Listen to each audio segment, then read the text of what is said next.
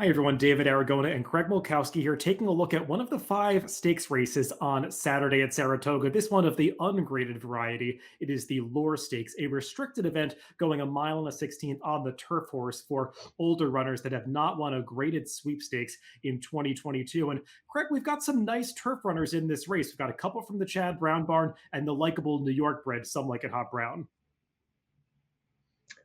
Yeah, we definitely have some quality. I think this is probably a little bit better than a listed stakes. It's kind of surprising that some of these haven't won a race yet this year, as they've won some nice races in the past, particularly Some Like It Hot Brown.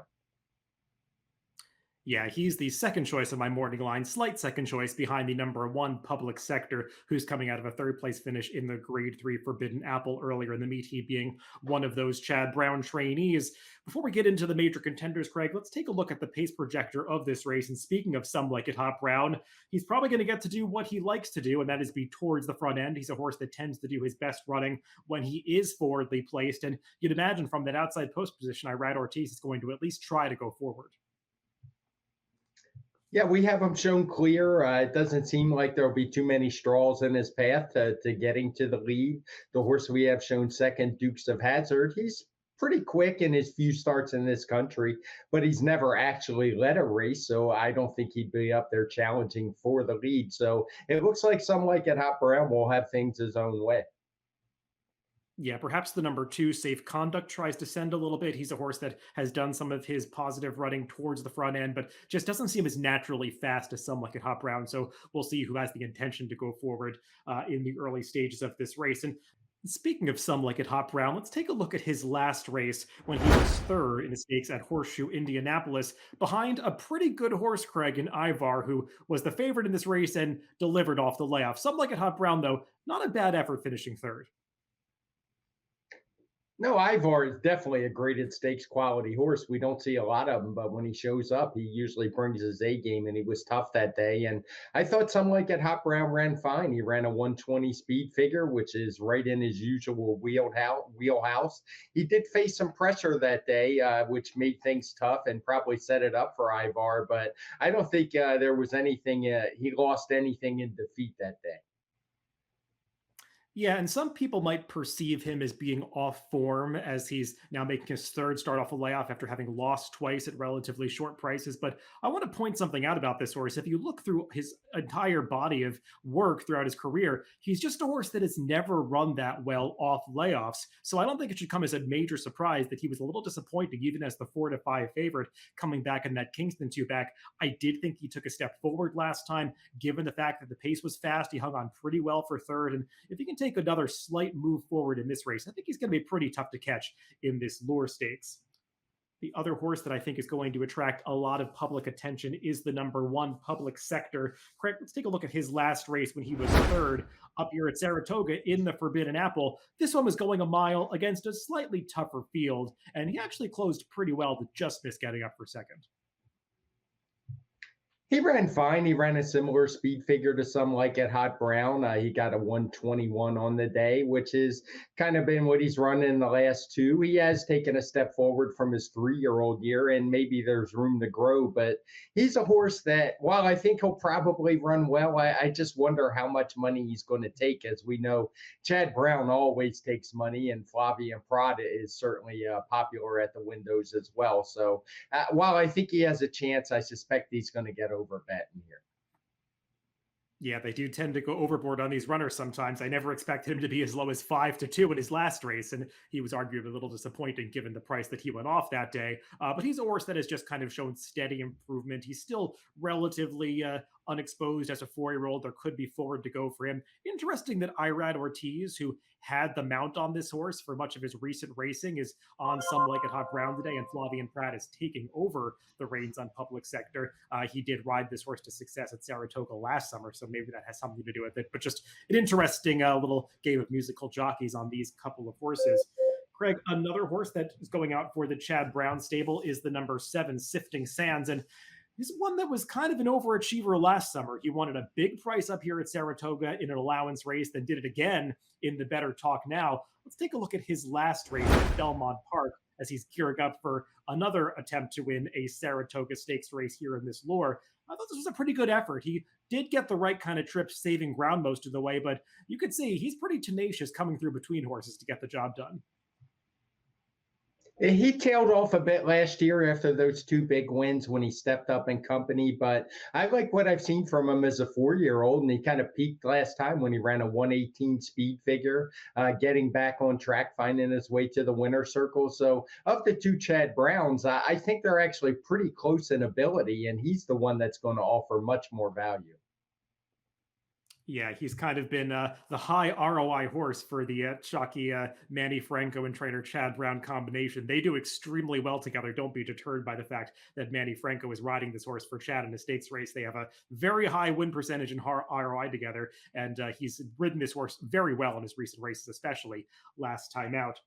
Another horse, Craig, that I think we have to consider, especially from a pace standpoint, is that number two, Safe Conduct, that I was kind of mentioning with regard to the pace projector.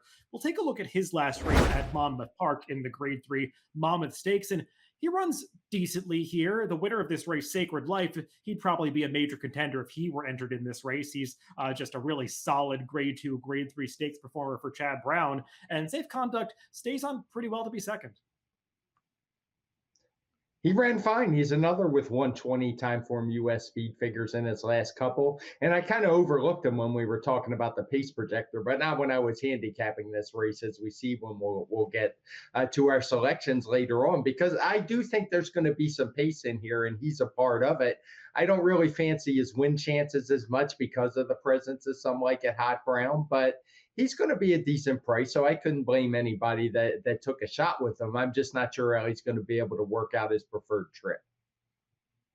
Yeah, one thing I would note about this horse that kind of made me go off him a little bit is he's coming off Lasix in this race. And if you look through his past performances, almost all of his big efforts have come when he's able to race on Lasix. And his speed figures do tend to dip when he comes off it. So just something to be aware of about this horse racing on Saturday. But I do think he's got some talent. I wouldn't be surprised if he's able to get a piece of this.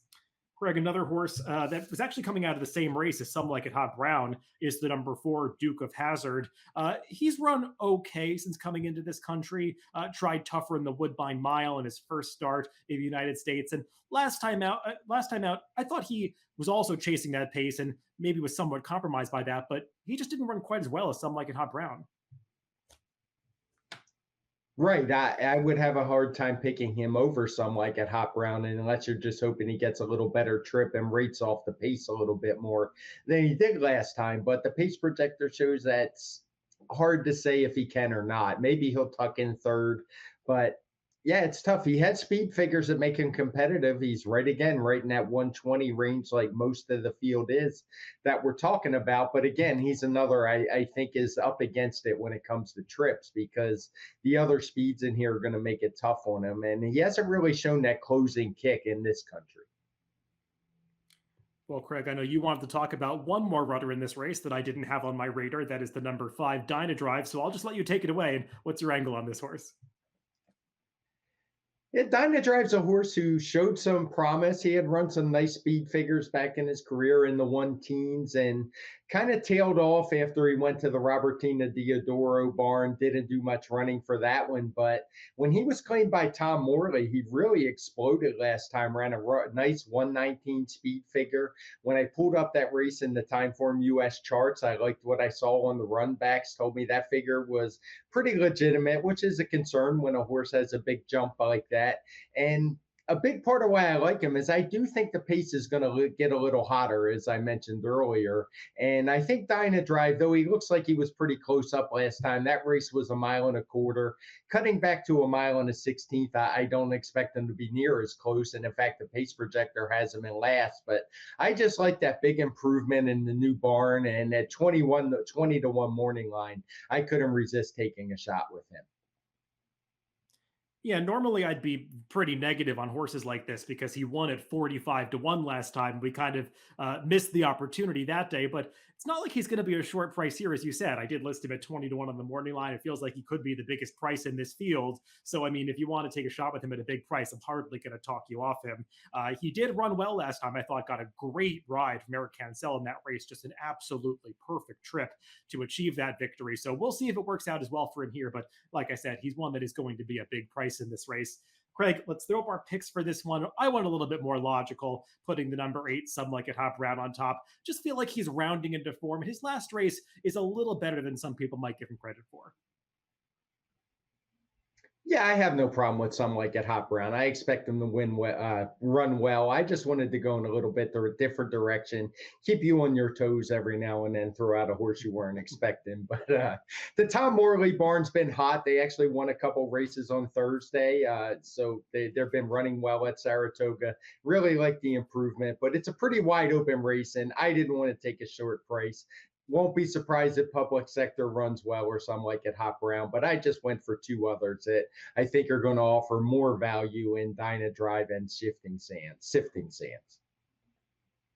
Yeah, I know that the Tom Morley team did a lot of work to get Dynadrive to produce that improved effort last time. So I think they'll be hoping for a little bit better on Saturday, but definitely a barn that can fire with some long shots from time to time. So can't blame you for taking a price in this one, Craig. That's a look at the lure stakes on Saturday at Saratoga. Good luck if you're playing the races this weekend.